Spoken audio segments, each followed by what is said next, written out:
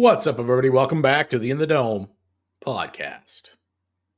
15 games in. The boys just finished an Eastern road trip. Montreal, Boston, Buffalo go 1-0-2.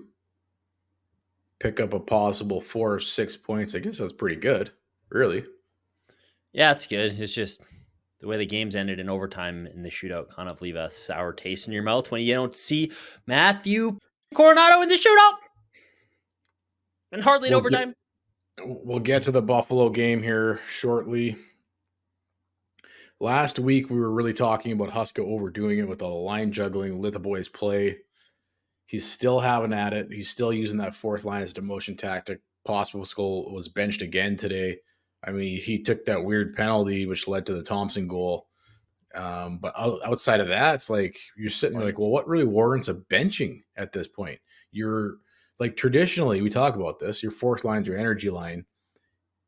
Daryl would always roll four lines, especially your third game, 3 out of 3 on a road trip. I don't know. These guys come out to slow starts every game, always trailing. They find a way to make it interesting. Score late in Montreal, win in Montreal, score late in Boston, tie it up, force overtime. Same thing with Buffalo, fall short again. The personnel decisions just leave you scratching your fucking head. If I scratch my head anymore, I look like your fucking balls at this time. You're just if I scratch my head anymore, I'll be looking like a Huska here. Just fucking no hair left. Forced to look at my notes on the bench. What's he always looking at? What's he writing so many notes for? You picked this up. He's always whoever they pad him, he's busy in his notepad. It's probably just words of affirmation. Eh? Words of affirmation. I am the world's greatest coach. I am the greatest coach. I am, even though I'm bald. Huberto will lead me to victory. Even though I'm bald, I'm still cool. Sorry, I have nothing against bald guys, but he's always got his notepad out. What's he writing in those notes? Bench Pospisil tomorrow. These 3 games are a bit of a carbon copy of each other, are they not? Well, it's 3 straight. They played out the exact same way in all 3 of them. Down 2 goals in each? 2 goals in each, come back, rough starts, some good goaltending keeps you in the games. Matthew Coronado being fucking awesome in all of them. All right, we're going right to it. What the fuck is he doing in overtime? You have a power play late. What, the final 50 minutes, 50 seconds was a little more than that? Yeah, it was last minute for sure. You know you're going up 4-on-3. I don't really like 4-on-3, but you got a chance to ice the game. Oh, I wonder who he's going to put out there. He called the timeout, so they got time to rest guys. Put whoever you want out there. Coronado's on the fucking bench. Whoever you want, eh? Huberto is out there, and Coronado's on the bench. I don't get it. Unbelievable. The special teams are horrendous at the best of times. I mean, he was on power play 1 in the game, a power play which sucks ass still. But come on, 4-on-3, chance to win the game. You've got to see your best. You got to see the guy who's the hottest out there. No, come on. This is like traditional coaching 101. You ride the hot hand. Coronado doesn't see a lick of the power play to close out the game, and then neither does Zeri either. He gets one shift in overtime, or was it 2 shifts? 1 or 2 shifts in overtime, not starting. I don't get this, dude. We've been talking about this. Huska, you're trying too hard. It's not rocket science. The guy comes out, sets a fucking franchise record. Scores the quickest overtime goal in franchise history. Yeah, I don't think I'll try that again. It's like the same thing with Zeri and Pospisil in overtime in Game 1 against Vancouver. Like, holy shit, best goal we've ever seen since like Johnny Gaudreau era. That was awesome. I don't like that was great, and we have they're never going to be paired up in overtime again together ever. Coronado, 7 seconds in, fastest OT goal in franchise history. It's like one of the fastest goals in league history. Not impressed. Play overtime the next 2 games. We're going to start Kadri and Huberto instead. and At this lose point, is he both just doing games. it to spite himself? Maybe he's just solely on Team Tank. Maybe he 100% understands the assignment. I just don't understand this. I don't understand it either. It We doesn't sit make here, any we're sense. harping for Coronado to come back in the lineup. He does, shows everybody, hands down, that it was a stupid decision to send him back down to the AHL. No. What do you think? He's learned so much in that game that he's came back and he's way better now. You just got to keep setting him down so he can keep scoring 2 goals a night. That's the recipe for his success. But, like, dude, you set a franchise record, quickest OT goal. He's the hottest goal scorer on the team currently. He's now tied in team lead for goals. He's fucking on fire. And you don't put him out for the power play, and you don't even have him in the shootout. Pretty weird. It's fucking infuriating to watch as a fan when your coach can't even make simple fucking decisions to help your team win. It's mind-boggling. That's what it is. Maybe he's just doing it out Like, of spite. Maybe he's just listening to the show and he's doing it out of spite. I'm sitting there fuming, man. I'm fuming. It's dude. Because it's not only and it's like predictable too. You knew I was like, I know he's not going to go Coronado here. I know it's going to be some galaxy brain bullshit where it's like, why? What goes through that bald chrome domium that you don't have Matthew Coronado the hot? He's got the hot hand. This is, like I said, 101. You ride the hot hand. So is it because he's Matt Coronado? Like, if it was a vet, again, he's got to be 5 years older, apparently. Yeah. If he was an old boy, he'd have the experience to go in the shootout. So it pisses me off on the sense of you cost your team. Yeah, it pisses me off in the sense that he made a good decision in the Montreal game. That's what I don't understand about it. It's like you knew what to do and it paid off, and then you don't go back to it. I don't get it. Well, it's infuriating in two parts. Part A, you cost your team the win. Yeah. Part B, if you're Matthew Coronado, like, what do you think you have to do better in order to get a shot? Why isn't he on PP? Oh my god, dude. You're really gonna put Huberdeau out there over Matthew Coronado. So again, it's just, I don't know, man. If you're Matthew Coronado after we're trying to break it down and nothing, you're sitting there makes sense, bro. If you're Matthew Coronado, like, is that a fuck with your game mentally? Probably. It's like, I'm doing everything I can. I'm winning all my one-on-one battles. I'm setting up plays. I'm hitting posts. I'm putting the puck in the back of the net. I'm the hottest goal scorer on the team currently. But that is not good enough, apparently, to be put in the most crucial moment in the game when you need a goal. So what is good enough? If that's not good enough, what is good enough? Other than being 5 years older. Got to rely on those vets, baby. It just seems he does, like, I don't know. I can't pick up on a pattern. He's like got his favorites, and I don't know. It's weird though. It doesn't make sense to me. That's why I'm trying to figure out what the hell he's doing. Lineup wise, he tinkered with the lines again today. He benched Pospisil again today. So even though they picked up 4 out of 6 points, there's still these weird lineup coaching moves that I just don't understand. It's infuriating to watch, man. It really is. Huberdeau, that power play, if you want to like literally torture someone, put on that 4-on-3 power play in overtime.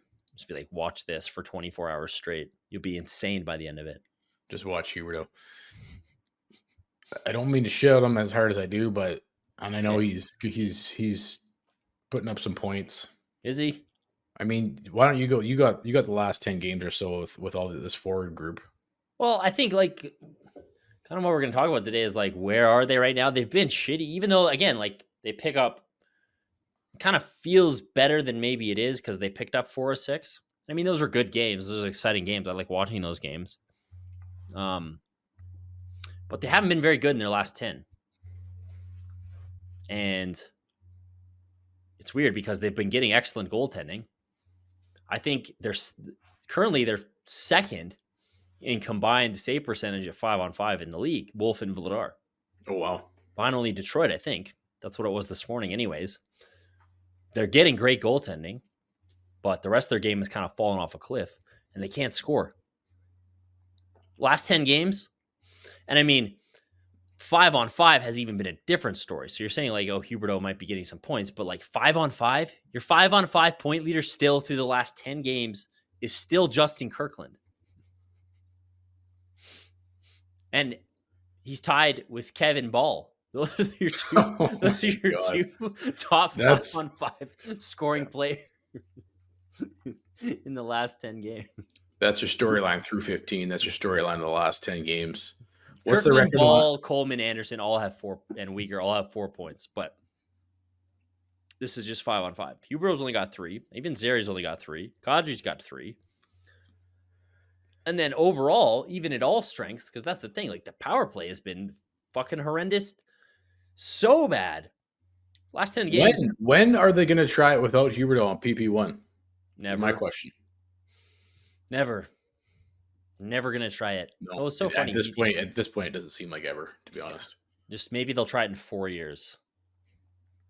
The last 10 games, the Flames are 3, 5, and 2 in the 3, last 5, 10 and 2. games. Yeah. Like you said, one of the biggest problems right now is goal scoring. Yet the only guy that seems to be able to score goals, you don't utilize him.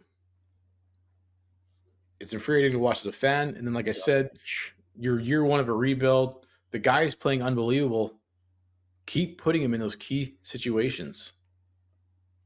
Well, that's, I think, ultimately what's annoying. It's not even the result, right? Like, the point of this season is to be developing those players. Apparently. I don't see any excuse to be like, okay, we have a late game power play. We've got to put all 4 of our veterans, a couple of whom have been really shitty the last 10 games, instead of some of these kids. That would be like, oh, Johnny Gaudreau's rookie year, like, he's on the bench in key moments. Like, get him out there. That's what this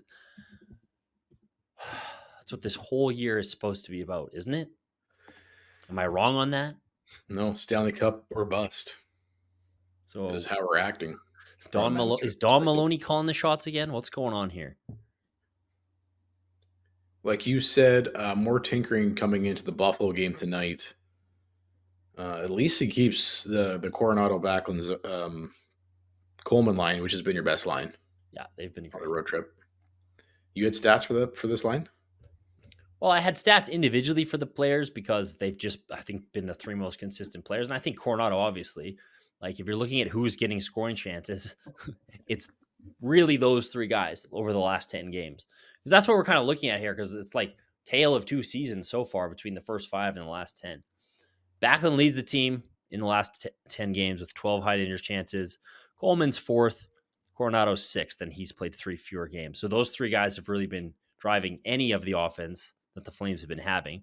Zary, Kadri, Kuzmenko have kind of been in there too, but, you know, Kuzi's only got like 2 points. How many does... yeah, he's only got 2 points. He's got 2 assists in the last 10 games. That's got to change. So I don't know what's going on. And it's not for lack. I like his game's been okay, but he's got to start delivering here. Huska goes with putting Pospisil back at centering Huberdeau and Kuzmenko to start the game in Buffalo. And then scratches him. Scratches Pospisil late in the game. He also had Zary, Kadri, and Sharangovich together. He's just trying to spark these guys. Like, I'd love to see Zary and Coronado play together. Maybe a line with the 2 of them and Pospisil would be interesting to see. Why they're not trying Zary at center right now, because that's something we had heard that they wanted to do. They started Pospisil there, and then for some reason he's been in the doghouse and to the wing and bench and center, up here, there, everywhere.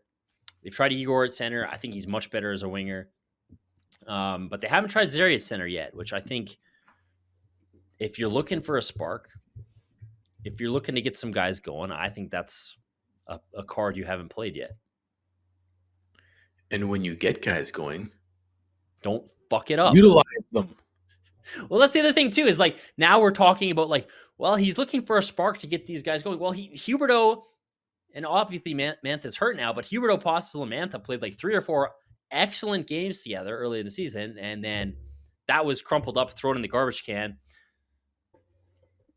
What? Kuzmenko and Kadri, they looked pretty good together. Nah, like I guess they were playing again together tonight, but that's what I'm saying is like you've put yourself in this situation now. It's like you had some good chemistry going, and you poked and prodded and tinkered with it too much, like we were saying last week. And now you're in this position where it's like, okay, we have like one line that's playing well together. Gotta get that power play going. Oh, jeez. So the Oh.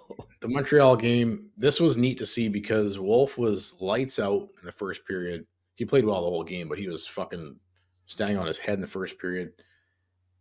Zari scores the only goal for the Flames in the second. The Habs go up 2-1, go up 3-1, goal gets called back. Then late in the game, Coronado ties it up. Nice little snipe off the post. Nice little snipe is an understatement, bro. That whole sequence was sick. Yeah. And then again with the OT winner. And this is the point we just made on Afterburner. We just jumped off. But if you watch Coronado behind the play, he's a joy to watch. He reminds me of watching Zari last season. You're just like, man, I can ISO cam this guy. This guy knows how to play hockey. Just joy to watch. Coronado is that guy currently. Just fucking battles his balls off. And I made this point on Afterburn.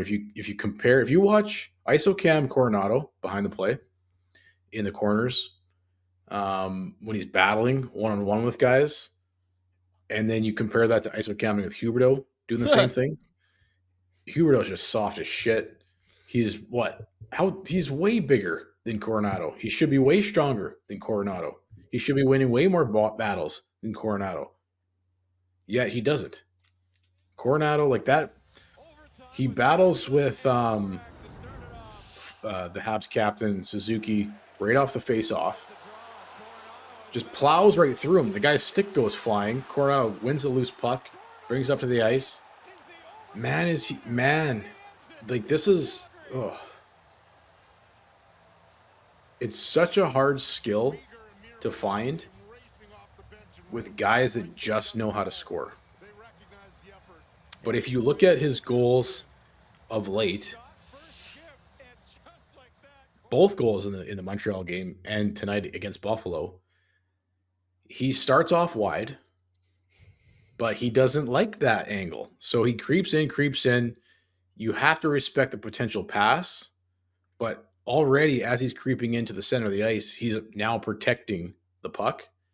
And you can see he's just putting himself, he's waiting to get right into that dangerous spot where he knows he can release it and put the puck right where he wants it, past the goalie. It's like Brett Hull. It's like watching Brett Hull. The guy can freaking work his way into putting himself into the position where he needs to release it and get it off, and then he can snipe when he gets to that spot. This guy can score goals.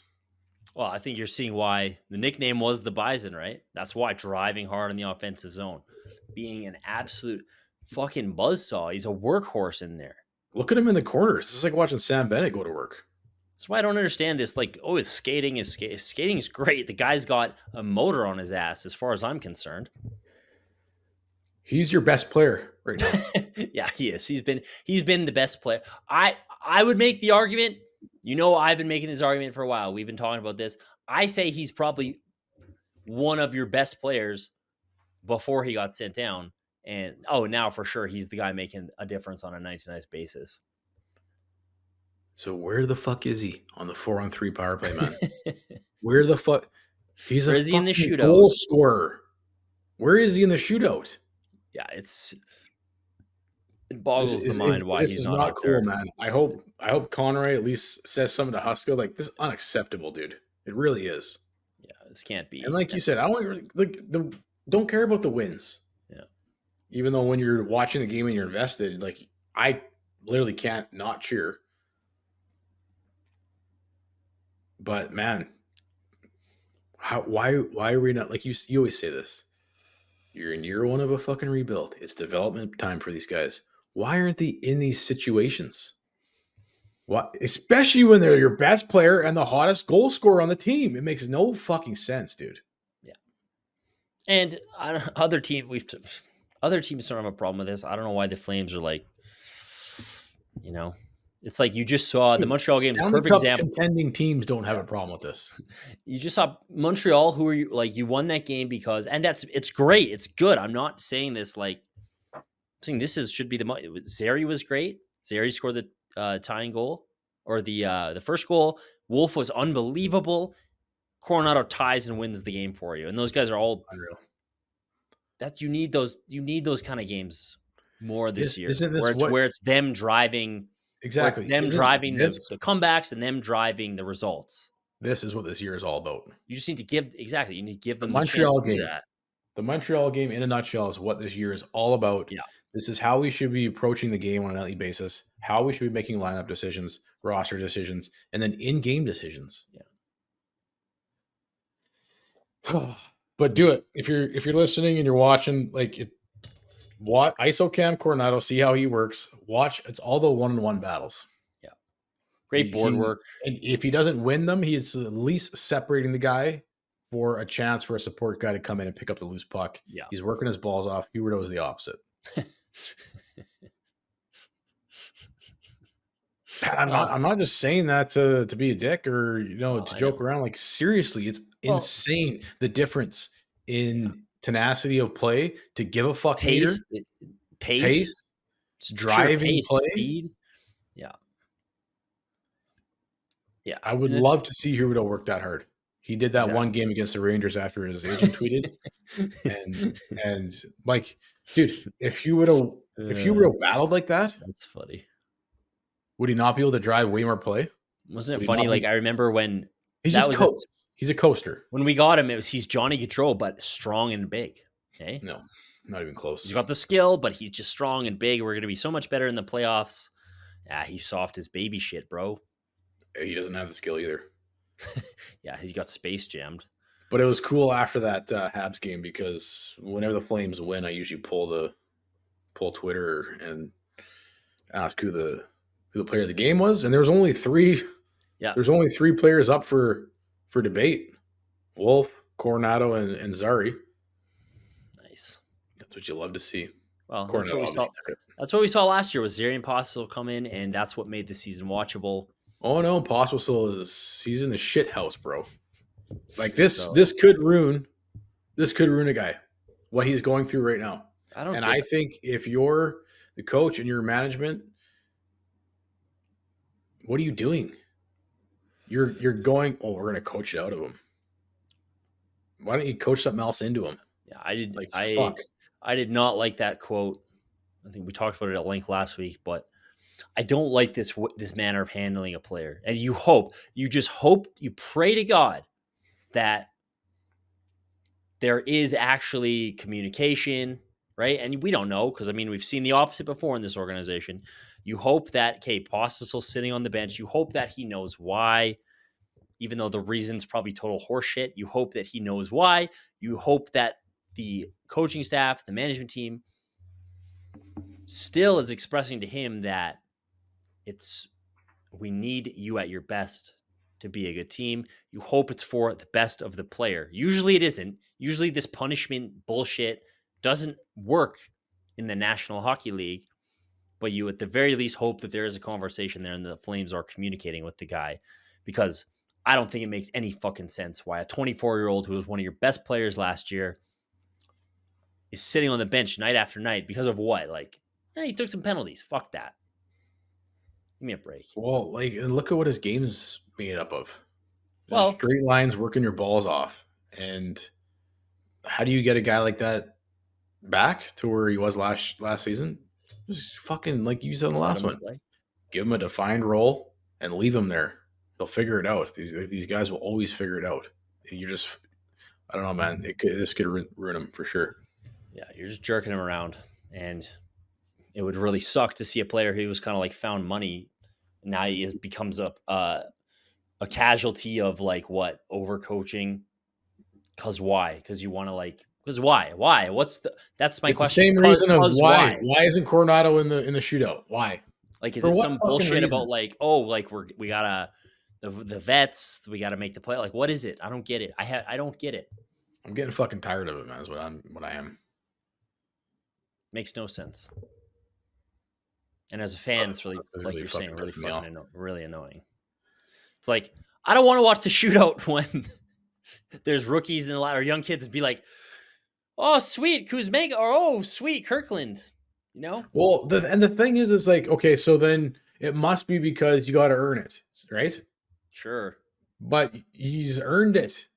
He's scored how many of your past How 6 about goals? 4 of them? 3 of them. He's the guy that's hot. Like,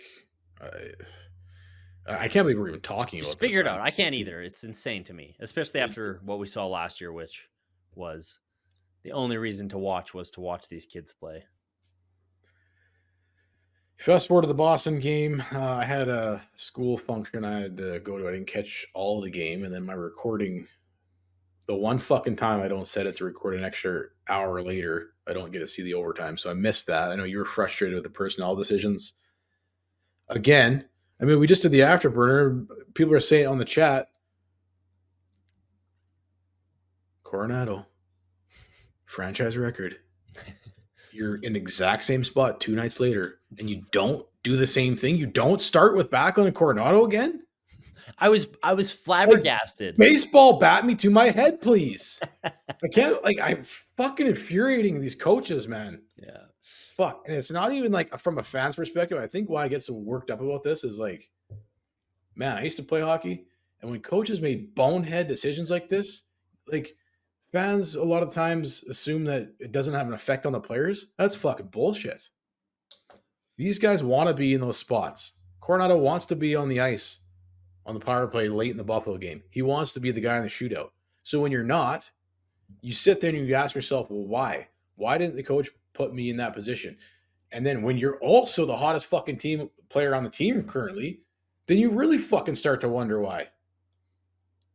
He's been awesome It does lately, not. and it was It just does insane. nothing. There's no Yeah. benefit. There's no benefit to the development of Coronado to not put him in those positions. There's zero benefit to it.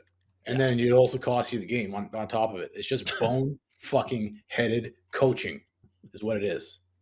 It fucking It riles me.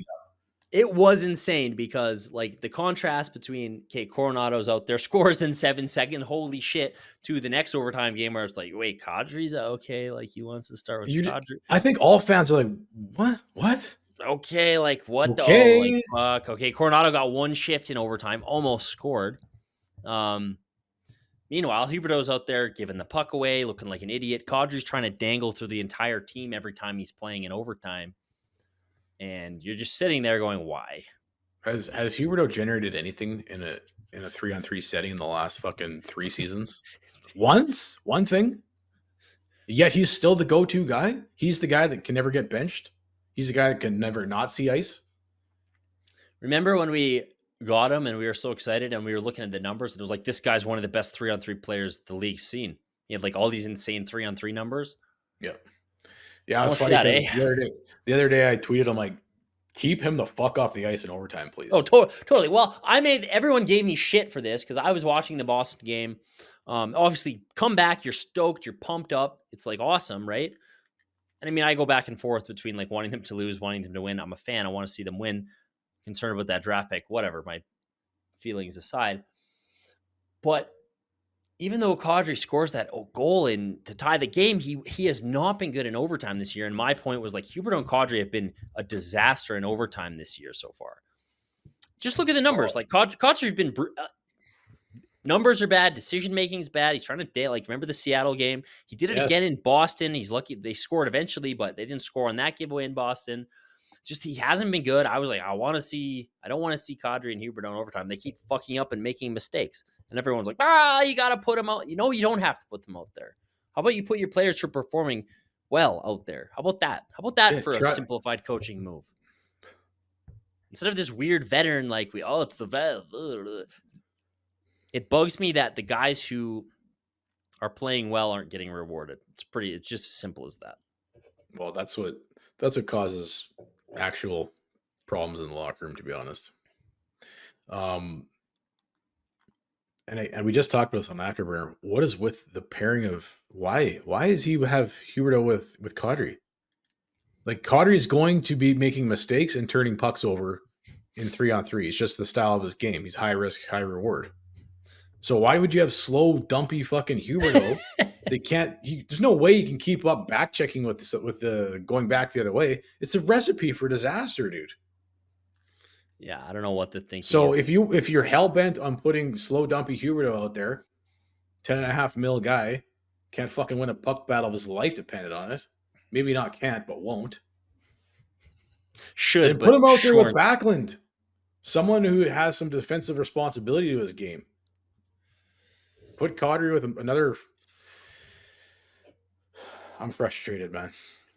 Yeah, we're doing this directly after a game, so we're probably more riled up than we usually would be if we had a day or two to think about it. But it's just when you saw three straight carbon copy games.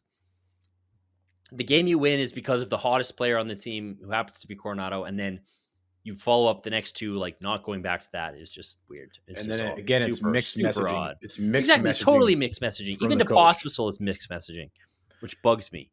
Yeah, you got to earn it. Okay, and that was my point. I earned it. Yeah. Well, you're not fucking 28 years old, so that's the point. We're gonna go with the guys who haven't earned it. Yeah, that's the point I was trying to make with Kadri being like he's been bad in overtime, and even like today, who's taken more offensive stick zone penalties, Kadri or Pospisil? Why is one guy getting benched for them and the other guys? And I'm not using this shit on Kadri. I'm using it to show the ridiculousness of the standard right now. Yeah, it's the standards off, is what it is.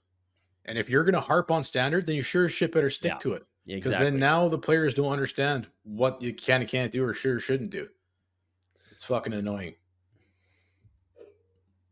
But this, yeah, so I tweeted, keep Huberdeau off the ice 3-on-3.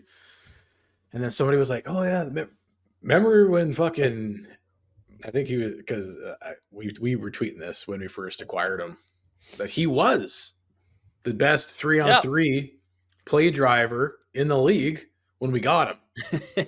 And the guy was like, oh, yeah, fucking remember when this? I was like, yeah, well, he was that guy. I don't know what happened to him. Space Jam. Blowing balloons in the offseason.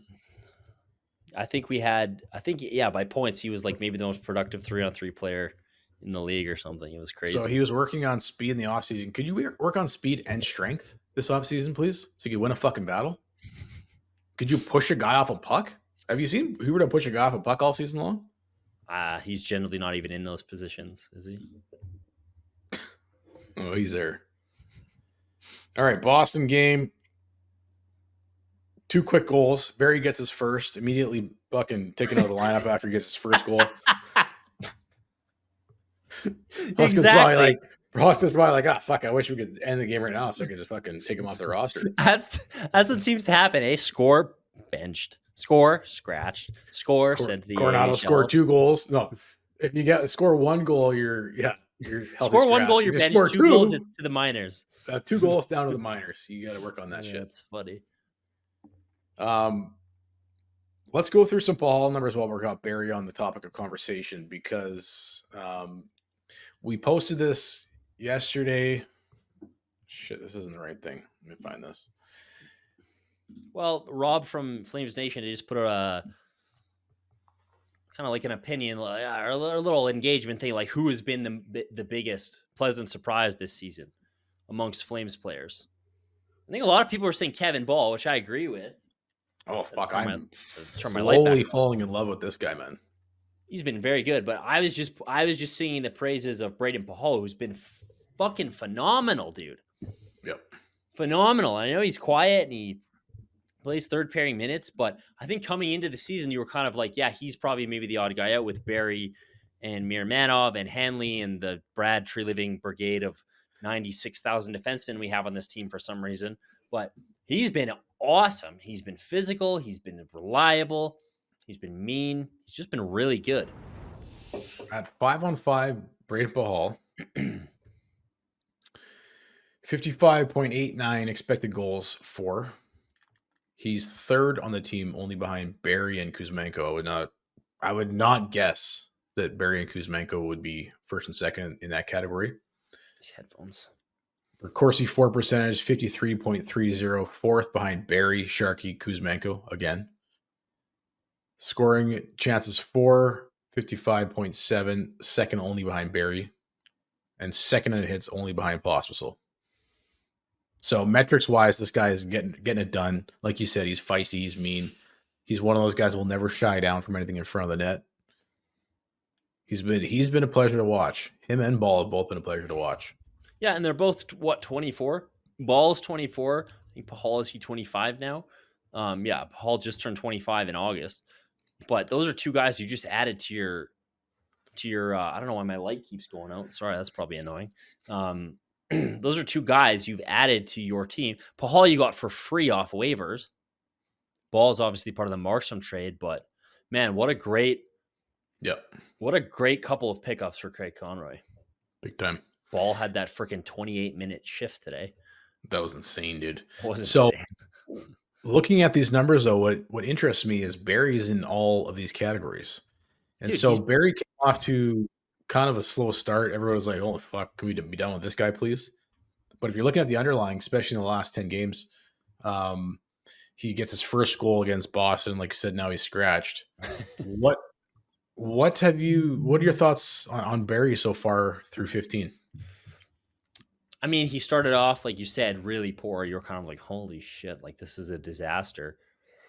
But he just kind of settled in. I think if you can have you'd kind of hope you're seeing more of that offensive ability from him, especially on the power play. If they're going to be using him on the power play, which they kind of have been on power play too. But, he's just a veteran savvy guy. It kind of reminds me when it's a little different because Gabranson went from being like shit to being amazing because of Daryl Sutter. Actually watching Ball tonight kind of reminded me of Gabranson, but yeah, because he's big and mean. Yeah. But I don't know. Barry's just been quietly like a decent puck moving defenseman on the back end when he's been playing. Has been making a lot of mistakes, generating a bit of offense. I don't know. He's been pretty good. He's been way better than I expected. All right, put you on the spot. Power rank our defensemen through 15 games, 1 to 7. Go. Anderson 1, obviously. Rass has obviously been 1. He's been putting up the points. I'll put Rass 1. I'm gonna go Pahal 2. Personal over preference. Uyghur. He's been fucking awesome. Wow. I'm gonna go Pahal. I don't know. Uyghur's kind of weird because they often stick him with he's been kind of with Mirmanov, who's actually been better lately. He was better really in good the last 2-3 games. Sucked before that. He was really good against Montreal. Yeah, but I think he was top game scorer. Mirmanov was. Yeah, he was really good. He had a lot of shots. He was doing what we expected him to do, which was be like kind of that Brett Burns kind of like rovery. And maybe he's a guy that needs just time to settle in too. Kind of makes sense. For sure. Has he played? I don't think he's played a full season in the NHL at all yet. So, Uyghur, it's tougher to parse out Uyghur. He's probably 3. 4. I'm doing a fucking shitty job of this, aren't I? Well, I'll put you on the spot, bro. Am I setting you up for failure like Huska does or what? You're putting me in way over my head here. And now if I don't perform, you're going to fucking bench me, aren't you? Yeah, I'm going to get somebody else to do the show opening next Rass time. 1, Pahal 2. Yeah. You can watch in the back production studio. Sitting back there. I actually like that. Now that we're on video, I don't want to be neither seen nor heard. Let's go Uyghur 3.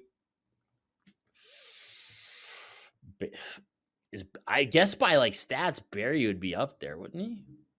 We haven't seen enough of Jake Bean to really rank him because for some reason he's been banished to the ether world. Maybe Huska just really didn't like his dad. Huska really didn't like. Does he have a nice head of hair? Maybe that's why.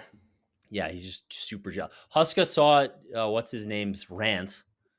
Remember we got Mackenzie Uyghur, god damn it, rant. Remember that one? Maybe he saw the old Bean rant and he just has it out for Jake.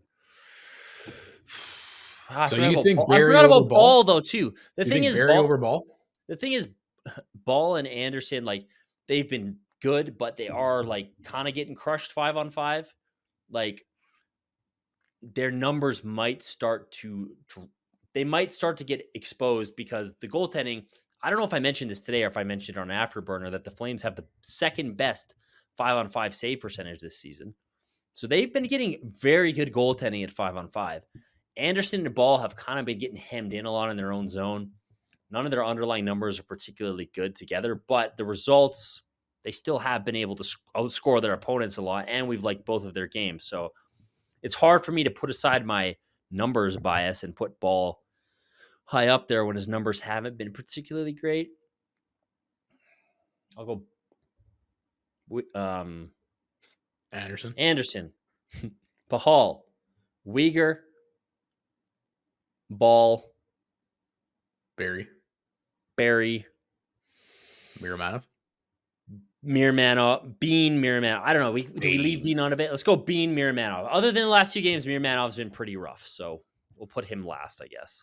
But he's getting a lot better.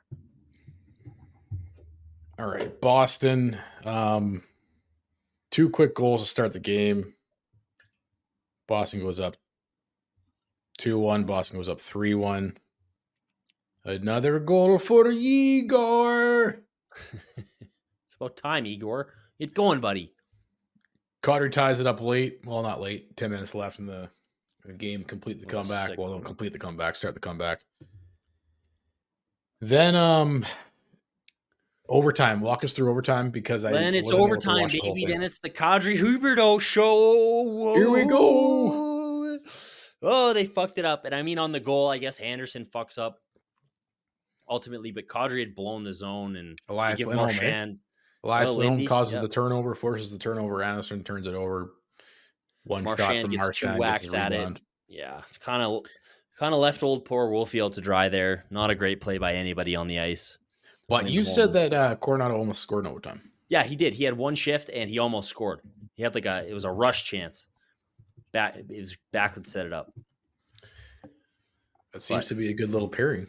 I'd like to see them start every single overtime with the one that worked. He kind of reminds me. This is my thing. Is it's like it worked. So yeah, let's not try what worked. Again. That's been our theme of the last 3 weeks, right? The things that were working, you don't go back to. The lines that were working, no, change them. The players who are scoring, don't play them. Well, he did go back to Pospisil with Huberdeau this game, but then Pospisil got benched. Exactly. Wolf got was that his first consecutive starts of the season? Montreal and Boston? Yeah, because he was excellent in Montreal. Okay. Well, and was excellent against Boston too. Excellent. Yeah. Yeah, he was keeping him in the game for sure. That's nice to see. Honestly, if Wolf's not in the net, I don't really have much interest in the actual outcome of the game, win or loss. Yeah. Well, no, then you're actively cheering for a loss. Not actively, but pretty actively. When we go down 2-0, yeah, you're like, I hope we get blown out. Because what was it today? They go down 2-0. You're like, I hope we get shut out. Except maybe if Coronado scores. Sure enough, Coronado scores. Exactly. Yeah, that's exactly what I want. Young guys playing good and losses. The Buffalo game today. This was because Boston scored on their first. No, sorry. Edmonton scored on their. I'm talking about Vladar. Edmonton scores on the first shift of the game in Calgary, and then Buffalo, I think, second shift of the game. It's the second shot, but it's a rebound off the first shot. We saw this with Markstrom. Then we saw it with Vladar, and then they were doing it together. They were doing it in tandem together. That was fun. Is this a thing starting to happen again? Yeah, if it's only happens twice, you don't really pick up on it, but it happened 20 times 2 seasons ago. So it's something I'm starting to notice. It's just every game that seems to be they start behind the 8 ball to start each game. Yeah, I don't know if you fault Vladar too much on that one. They were kind of asleep to start the game again, which is kind of becoming a problem. I don't know what's going on. Huska doesn't really have these guys prepared. That's the thing. That's the other thing about the veteran lineup that bothers me is that, okay, if you want to come out there and start your veterans and blah, blah, blah, veterans, this, then you better fucking be starting on time, doing things consistently. You know what I mean? There should be a better work ethic. you better show up, better bear itself out in the results. Which I mean, they pick up 4 and 6, but I'm just saying, like all this obsession with these veterans who have been the reason why they lost the last 2 games, right? Coronado's going. I know Zeri hasn't scored. He's kind of been snake bitten, but he's been Scored against Montreal. creating shit. I know Huberdeau gets an assist today, but you need Huberdeau and Sharangovich and Kadri and Kuzmenko to be actually scoring some fucking goals. Step up. Well, I threw this at you on Afterburner. It seems to be a bit of a theme. The broadcast brought this up. First period, man, we're just getting shit canned in our first periods. Third periods where they're scoring all their goals because they're mounting these comebacks. What is it? Daryl remember we were like this before Daryl came into town, and then Daryl, he wanted to address us right away. And then we were good. We were always good in the first periods. We just couldn't score in the third periods. It's got to be a coaching thing. It's got to be a preparation thing, starting on time. And I mean, I think part of it is the Flames aren't a particularly great team, so that doesn't help. But I think when Daryl came in, and one of the things he said was like, we need to push our pace onto the other team and make them adjust to us. And so, but if you want to be the hardest working team, like, then you should be starting every game with pace. But I guess, like you said, skill will always win out, as long as, the compete is even close. So maybe it is one of those things, but, maybe it's also part and parcel. You're juggling the lines every single night, and now nobody has any consistency or no chemistry, there's no consistency. Yeah. You're playing with new players. I would happen to think that plays into it a bit. Yeah, but I think so too. Obviously now it's happened enough times. Backlund even talked about it post game. This is now a thing that the team needs to address, and something they need to work on game to game is starting on time and not getting behind the 8 ball right away. Yeah. 7 times. What is it? 7 times they've been scored for, which isn't a ton, but I guess 15 games, half the time they're getting scored on first. But it's not even just getting scored on first; it's going down like 2-0. Yeah, getting down in the game early. Well, they were down 2 goals in all 3 of those games. One gets called back in Montreal, but Tage Thompson, beauty overtime or beauty power play goal. Coronado got some PP1 time tonight. That was good to see. Yep, keep that up. Except for when jerk around with that. Well, yeah, except for in the key moment of the game when you need a goal, but yeah. Jerk around then, all you want. Then we're going to put out the 4 guys who haven't scored a goal and combined. Well, I guess Igor scored the other night, but we'll have 2 goals in the last 15 games. The second period against Buffalo, they came out, they drew that the penalty. Then Huberdeau just turned the puck over a couple times and they lost all momentum. Yeah, they got some momentum back after this monster penalty kill. This was my favorite segment of the entire game. Yeah. Kevin Ball was on the ice for 3 minutes and 48 seconds and in his own end, battling, grinding. There was one clip of him just keeled over beside the post when the puck was up by not around him for a bit. Fucking love that shit, dude. Yeah. That's what that is more, that'll get you going more than a highlight reel goal if you're a hockey fan. A killer penalty kill. Yeah. I'll be remembering that. That'll be one of the things I remember this season is that shift. And then, of course, like I said, these little things give you momentum. Coronado comes down and scores very soon after they kill off that monster penalty. Rasmus Anderson stick breaks or something like that. And it's basically that's a huge momentum shifter. 5 on 3.5. Yeah. But that was awesome. You just love seeing guys go to war like that. That was sick. The Coronado goal was interesting because I've never seen this before. The ref had a delayed call on Kirkland and whoever it was behind the play while Coronado is scoring the goal. The Buffalo team was upset about it, but I think they made the right call. If you look at it, the ref was putting his arm up kind of simultaneously while Coronado was scoring. No. Maybe even after, but I've never seen that play before. That was interesting. Yeah, that's weird. I thought it was coming back for sure based on everything we know about how goal calls are awarded to the Flames. Except for not this year, man. We're getting all the calls. We're it's 4 for 4 now. We're reverse. We're finally through the Weidman curse. It even extends back through Weidman though. Like this has been going on. We're through the Jelena curse. We're through the Weidman cross-checking a linesman in the back on the way to the bench curse. I mean, that's a pretty deserved curse, if we're being honest. Yeah, but why does a whole fan base have to suffer for it? Yeah, that sucks. Did he get charged for that?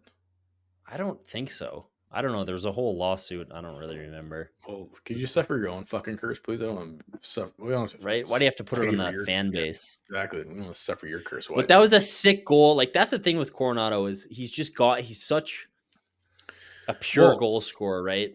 Yeah. Look at all his goals, man. They're like he works his balls off to get into his spots. I mentioned he's using his body. He protects the puck to put himself into the position to score. It's hard to do. It's obviously he doesn't have the elite skill like Matthews has, but he's in that category of like guys that know how to score. Yeah, even on his post, like both his post, he hit the post off a great battle on the boards. He picks it up, puts it on the Jets, rings it off the post. Yeah, like he's in that unique category of he can position himself. He knows where to position himself A in order to get the release off that he needs B, and then the C is the placement, and he can do all three of those things. That puts him in top tier category in terms of being able to score goals. Don't put him on the fucking power play. Don't put him on the 4-on-3 power play. No. Not the shootout either. Fuck. I've had enough of this shit. I'm sick. Well, dude, just like I was saying last week, I was kind of like down in the dumps, and it's like, why they're scoring? Like the young because you're forced to watch the vets. It's almost even harder to watch like the kids play well and like, oh, he scored this fastest goal, like he's scoring, and then like not see him play in key situations. Than it is like to not see him at all. Because I've been bitching and whining, like get him in. He's in. He's doing great. Yeah. And then he's like not in the key situations. It pisses me off even more. I know. That's the thing. It's like, okay, frustration and then infuriation. My God, I just want to smack him sometimes. Just smack that ball head.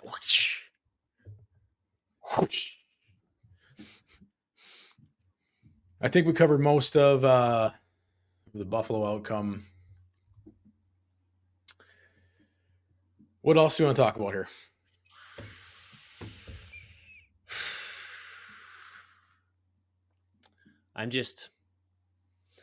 All I'm picturing right now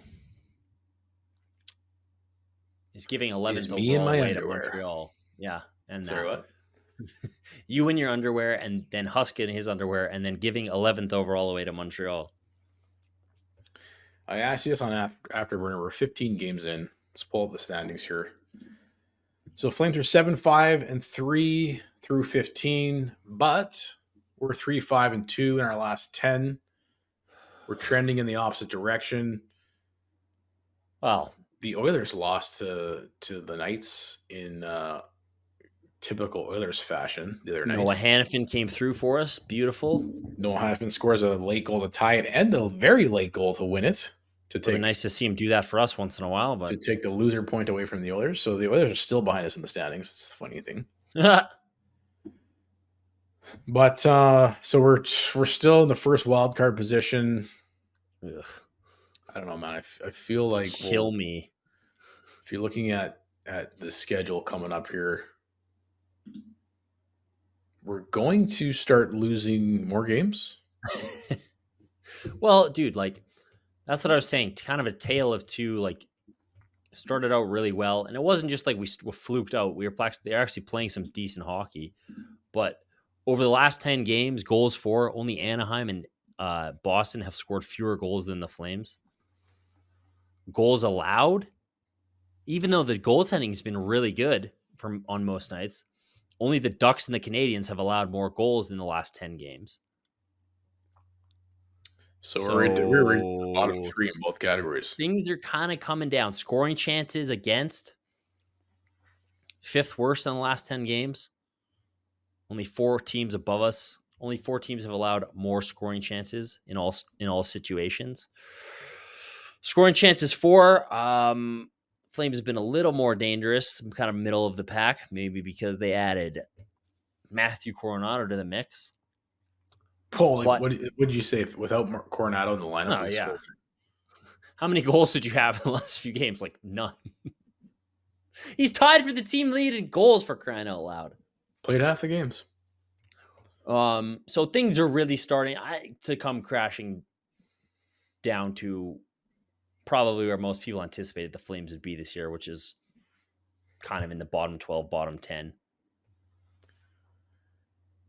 Which I was watching a bit of Barn Burner show and did the little segment on peak pain would be finishing 11th, Dude, just outside, because then you lose your pick to Montreal, I'm right? fucking saying right now. And I was saying this last night because I've been talking to some people and they're like, you've been down in the dumps lately. I was saying this last week. I'm kind of like apathetic a little bit. And that's why, because that's all I can keep picturing. It's just like, and you think it's not a big deal. You're going to think you're fine. You'd be like, yeah, it's okay. We still have that New Jersey fist we're going to get. Wait until draft day. And it's like, Montreal's going up to pick 11th. And we're just like, oh, fuck. Curse you, Brad Living. It's going to suck ass. And even 12th, I think the only way that it would be kind of mitigated, it'd still piss me off, is if we legitimately like made the playoffs like full on, which we're not going to do, but like, and it was like 20th or 21st or something. Then you could maybe hack it. But dude, anywhere where it's probably going to be, if we have to give it up, is just going to be, it's just going to be such a kick in the ball sack, you know? Like, fuck. Okay, so next week we got Kings, Canucks, Predators. The following week to close out November. Oh no, we got 2 weeks to close out. Mid-November, you got Islanders, Rangers, and the Wild. The Wild are fucking playing well. Kaprizov is on fire. Like, just think about how, because you didn't think about it at the time when we lost that 12th overall pick in 2018 that becomes Noah Dobson. It was kind of like, cost of doing business. Then 5 years later, he's like one of the best D-men in the league. We can't lose that pick.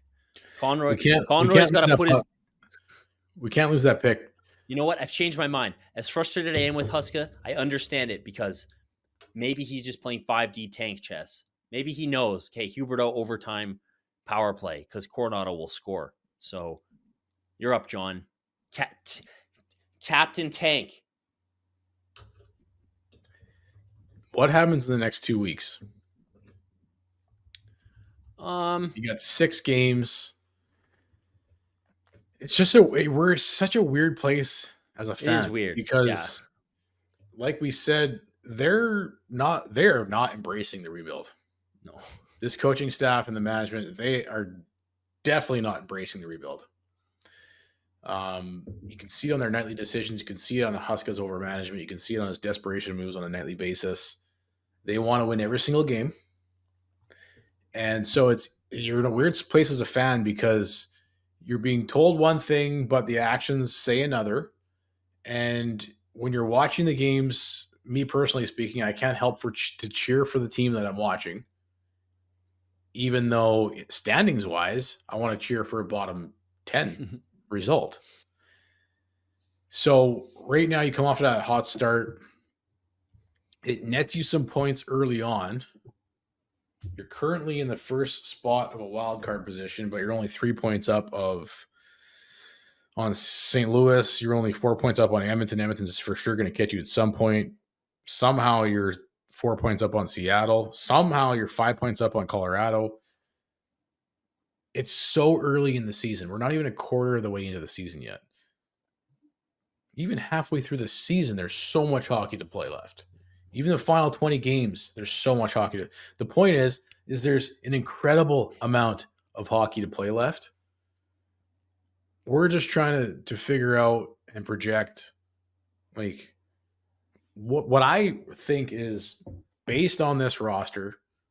You've seen us at our best in the first 15 games of the season. I think the goaltending has been outstanding. The defensive play has been better than what we expected. The defensive core is probably better than what we expected. Maybe that tapers off a bit. The goal scoring ability is not what we expected. No, Kuzmenko outside of maybe Matthew Coronado, he's scoring all the goals right now. Does that even out? Does the power play get better? Huberto literally is keeping us down on the power play, especially. But I'm just sitting here. I don't know. I can't look too far into how many games we got ahead. But the next 2 weeks, I think the next 2 weeks, I don't. Like I said, it's so weird. It's such a weird place to be as a fan because we want to finish bottom 10. Yeah. That's all I know. I want to finish bottom 10 for sure. Entertain us while losing. They're doing that. Yet we're frustrated. And then we're also frustrated with the coaching decisions because they go against rebuilding. They go against building for the future currently. Well, also there How is do you kind of wrap like your there head is all like around it? I know there is an undercurrent of like, okay, like they are like culture-wise, culture building, like they're showing character and that's good. You know, it's like a lot of different emotions going into this on a night-to-night basis, Well, watching the Calgary Flames. and like I get it. It's hard to suck while building for the future, or is it? In terms of mentality and identity, and like we don't want the losing mentality to creep in. So this is kind of like what we want. Like, what's the winning percentage currently? Well, in the last 10 games, it's been like bottom 3 in the league. Winning percentage is 5.67. I project that will decline as the season goes on. Do we stay above 500? Maybe. I think we end the season just below 500. I hope so. So if we do, where does that net us in the standings? I don't care, dude. As long as it's in the bottom 10. I'm sorry. I'm black pilled right now to this point. We can't lose that pick. I'm sorry. We just can't do it. That would suck so bad. And I was on team like, okay, it's not going to be that bad if we lose it for a while there. And I'm enjoying some of these comeback wins. I'm enjoying some of these things, but like losing a top 15 pick in a rebuild cycle would be a disaster. We need that. We need that pick, bro. All right, let's pull this up. Well, of course, they don't have winning percentage on this. We need that pick. And listen, maybe some people are right. Maybe the culture of winning, maybe that's more important. To me, all I'm thinking about is we need, because that's the thing, right? I'm looking at, okay, what do we have next year coming in? You've still got, obviously, Parek's huge. The last draft was huge, but you still don't have a stud, for sure, superstar, what you need, what you could get in the top end of the draft. So I got the last year's standings. We finished a game below 500. That's so perfect. What was the record exactly? Like how many wins, losses? 38 wins, 39 losses, 5 ties. That's the most Flames record of all time, dude. And so that netted us we picked 9th? We picked 9th overall. Yeah. I think we're right on track, man. Because if you look at the winning percentage currently, 5, 6, 7, I project that will go down as the season goes on. I don't think it'll go up as the season goes on. We've played some of our best hockey. We got a little bit lucky out the shoot. We're tapering off. We're leveling out. I do project that we'll go below 500 winning percentage, which last year, a game below 500 netted you a top or a 9th overall pick. So I think we're heading in the right direction, dude. I do. So. I hope so. But this is why this is weird. It's a weird play. It's super odd to have an incentive to lose every single night. Yeah, your GM and your head coach, even though they say they don't want to be good now, they're not embracing the rebuild at all. So they're fighting it tooth and nail all along the way. Which the perfect scenario would be keep entertaining us while losing. Just get below 500 and stay there. Right? Please stay there. Please, dear God, stay there. Please. All that I'm holding on to right now. We've been Flames fans for so long. All that I'm holding on to is the top 10 pick again. Please. Picking Zane Parek was like the highlight of my year. I want another one. Please. All right. This final segment is brought to you by Bet365, proud partner of In the Dome and Flames Nation. Open an account with Bet365 today and bet on a huge range of markets. Use code all caps nation. I think you get a bit of a deal when you do that. Whatever the moment, it's never ordinary at Bet365. Anytime goal scorers right now,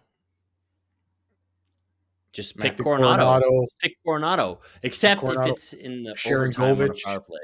Sharon Govich. He's a streaky guy. He's got 2 in his last 3 or 4 games. Seems to be heating up. He's got to heat up. Should be for due, sure. no? You'd think some of these guys would be due. Or just do what I do. I bet on Hyman to score tonight. You just bet on all the Oilers. Every time the Oilers play, you just pick an Oilers. You pick an Oilers futures bet, or I like that strategy. I'm hedging my emotions. I want to lose my bet. Every single time I bet on the Oilers, I want to lose my bet. So if I win the bet, then at least I win some money. That's how I like to approach.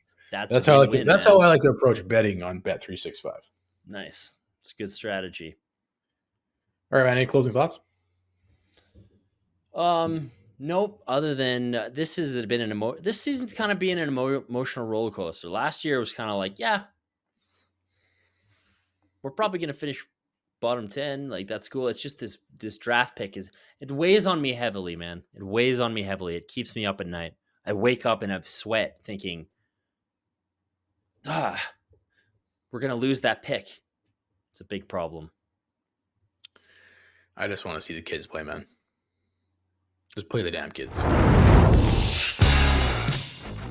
Hey guys, thanks for watching. Be sure to check out more of our content right here on the Flames Nation YouTube page. We had a bunch of great long-form interviews. You can check out some videos we've done as well outside of the studio. And of course, if you want more writing or merchandise stuff, flamesnation.ca or nationgear.ca. Appreciate you watching.